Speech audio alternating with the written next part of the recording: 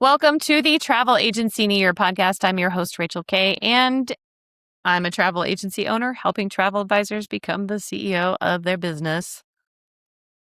Head over to elevatewithrachelk.com if you're like, I don't know who you are, or just listen to the podcast. It's fine. Subscribe to the podcast. Today is day 215. Discipline is a skill, not a personality trait. We're doing some mindset work these next couple of days. If you are brand new to the podcast, I swap between like operational strategies, mindset strategies and reframes, general stuff, marketing strategies, all that fun stuff. Because I'm not going to tell you, like, we all do things our own way, but I just want to share with you all the different ways so you can make an informed decision instead of just being sold to. All right. We reframed yesterday. I don't have the time to do this. You do. We're going to talk about the thing underneath a lot of avoided task, which is discipline. And the good news is it is genuinely learnable. Even if you're a little neurodivergent, it is learnable. It's just learned in a different way. Okay? There is a ton of research behind this that was part of like my bachelor's degree. There's a psychologist, Roy Baumeister, known for his work on self-control, popularized the idea that willpower behaves something like a muscle. It can be fatigued by overuse in short term, and it can be strengthened over time through consistent practice, the same way physical strength builds gradually rather than appearing overnight. So people who have like attention issues, you can still build that muscle. Just think of it like, you can still build the willpower and consistency muscle. You just have to think, I am weaker than the average person right now. So it's going to, like, I can't do it for as long. You know what I mean? Like if you were someone who hadn't done a push-up in 20 years, you can't do a push-up right now. I can almost guarantee it. And if you did, it would be horrible form. Why did I say it like that? So what you need to do is like modified push-ups. And back when I was a personal trainer, people in that scenario where they could not do a single push-up, we would start with push-ups up against the wall, and we would do very few, like 5 to 8 at a time up against the wall, and just make sure they were doing it, And then once they could do 25 push-ups up against the wall, like standing push-ups, without their arms shaking and tiring out, because everyone's at different levels in every aspect of their lives, then we would like go lower, and we'd go to the Smith machine and like lower the bar, lower, eventually on a step machine, like a step, then eventually on their knees, then eventually full push-ups. And if they stayed with me long enough, we'd go to full handstand push-ups. But there's a progression there. And same thing with willpower. If you have very, very low willpower and very difficult time managing your attention, you got to start with the wall push-ups version of the willpower. You can't do what people are like, what the average person is doing, or someone who's been doing this for a long time. Like, you can't be someone who is stuck doing wall push-ups and be like, why am I not a bodybuilder, competitive bodybuilder winning all these awards? You're not on the same plane, and that's fine. So I don't want you to think I cannot develop discipline. You can. You just need shorter bursts of time to do it, instead of like even the Pomodoro technique with 20 minutes and 5-minute breaks. You might only need 10 minutes to start, to be like, I need to focus on only this for 10 minutes and then give myself a 5-minute break, or give myself a 10-minute break, and slowly work that up to where you can focus for 20 full minutes. Anyway, that was a rant. That was a rambling. There's also a well-known study that's often associated with June. Anyway, There's another study. I used to have this book by Angela Duckworth, I think. I remember studying Duckworth, showing that self-discipline was actually a stronger predictor of academic performance than raw intelligence in some student populations. TIL, I used to be one of those gifted kids, and people were like, well, your IQ is high, you're so smart. I'm like, BFD. If I don't do the work, I'm not getting anywhere. It doesn't matter how smart you are. The takeaway isn't that talent doesn't matter. It's that consistent, disciplined effort reliably outperforms ability and talent alone. Discipline itself is a trainable capacity, not a gene you're born with. You can develop it. If you've ever told yourself, I'm just not a disciplined person, I have squirrel brain. I hear that a lot with travel advisors I help. This research suggests that framing is completely inaccurate, and you are just saying out loud a limiting belief, by the way. You're not, and I know you might have a full-on diagnosis, and also it is something you can train. Okay. You're not missing some innate trait. You're simply at an earlier stage of building a skill that anyone can strengthen with the right approach. Like I said earlier, start smaller than feels necessary. Discipline research consistently points to starting with small, achievable actions rather than dramatic life overhauls.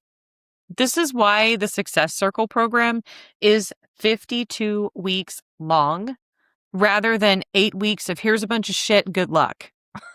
Also $5,000, please.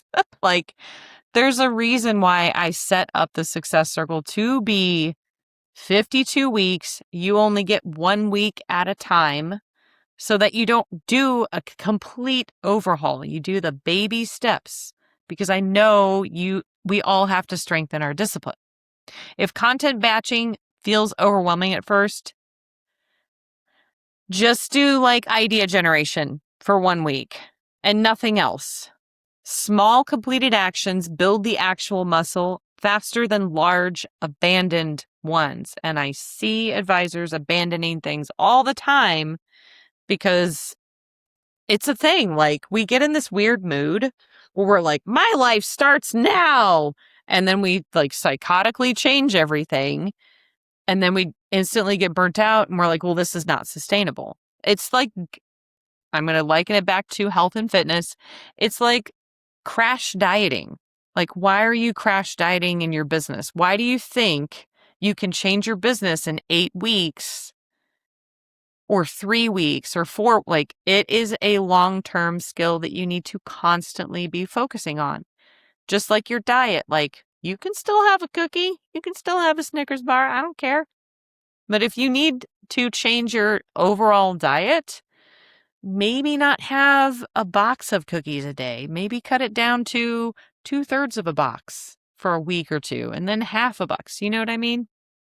Or if you need to get more greens or more protein, rather than just going on these crazy crash diets or just being like, oh, I'll just shoot myself up full of GLP-1s.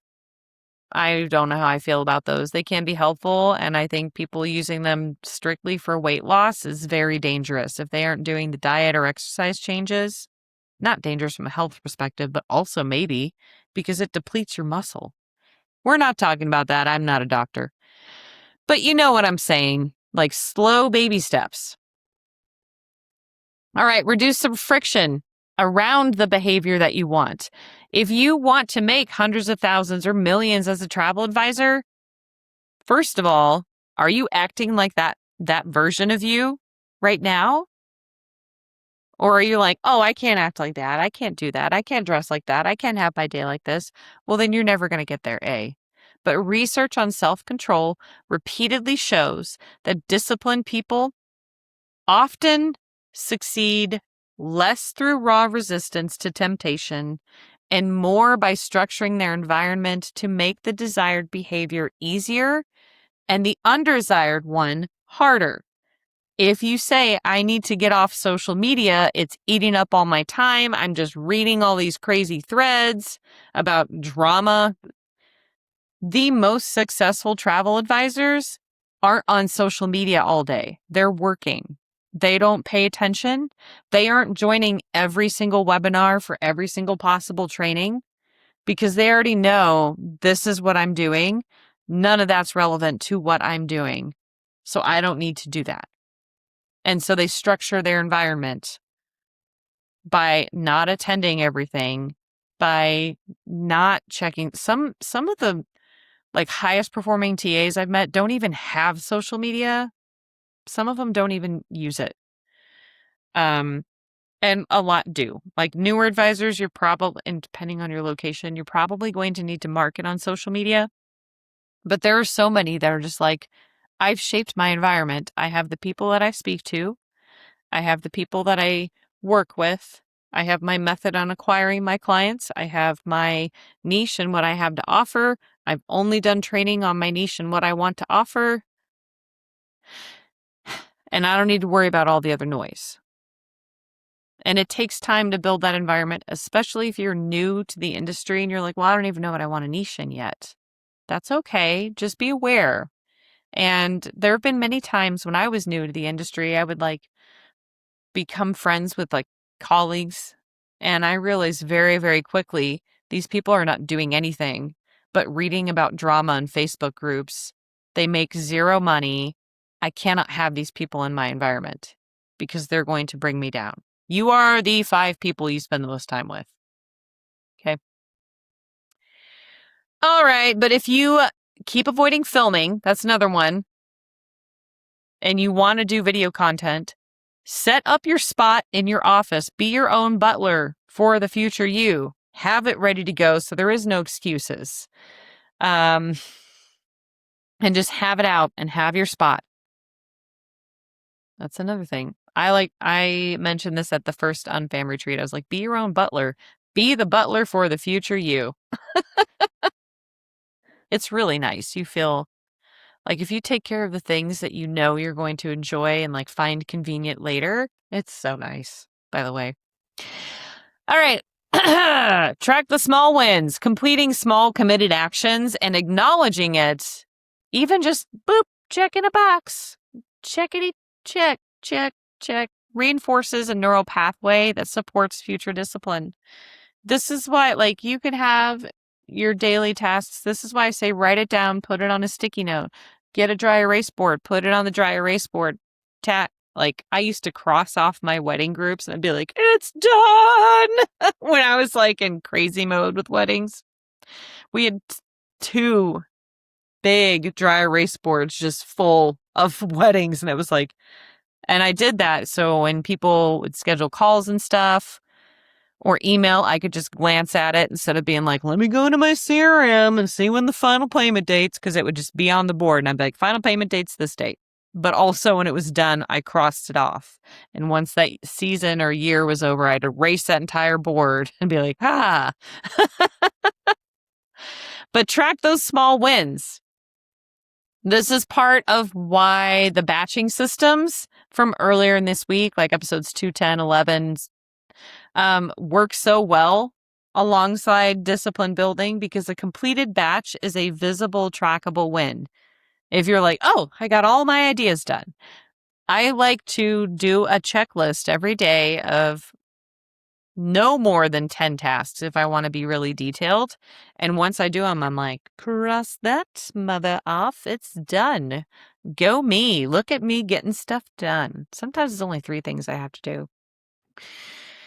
And you need to expect fluctuation, not perfection. Willpower research also shows discipline isn't a constant, steady resource. It fluctuates day to day based on stress, sleep, demands, elsewhere in your life. If you're a lady, the luteal phase, there's like 2 weeks out of the month where we're just like, I cannot be nearly as productive. And then there's 2 weeks out of the month where we're like, I'm a rock star.